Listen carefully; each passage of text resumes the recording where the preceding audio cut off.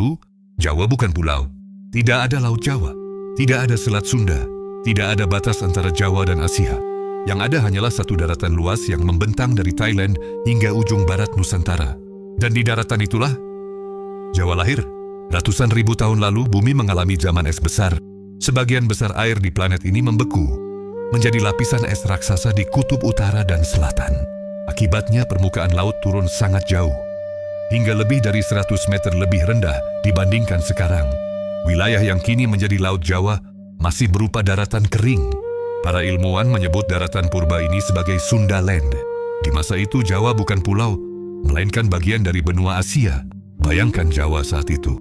Bukan pulau kecil yang dikelilingi laut, tetapi daratan luas dengan hutan tropis raksasa, sungai panjang, dan padang rumput terbuka. Hewan-hewan purba berkeliaran bebas, gajah Asia awal, banteng liar, rusa besar, hingga harimau Jawa purba.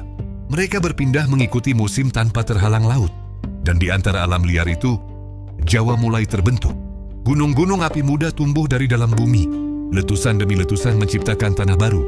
Abu vulkanik menyuburkan daratan, hutan tumbuh semakin lebat.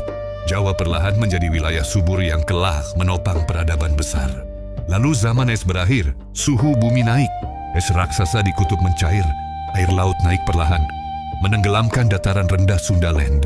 Lembah menjadi laut, sungai menjadi selat, daratan terpecah. Jawa yang dulu menyatu dengan Asia akhirnya terpisah. Terbentuklah Laut Jawa, terbentuk Selat Sunda, dan Jawa menjadi pulau seperti yang kita kenal sekarang.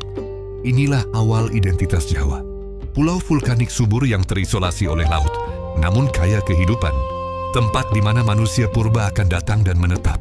Tempat di mana budaya Jawa akan lahir ribuan tahun kemudian.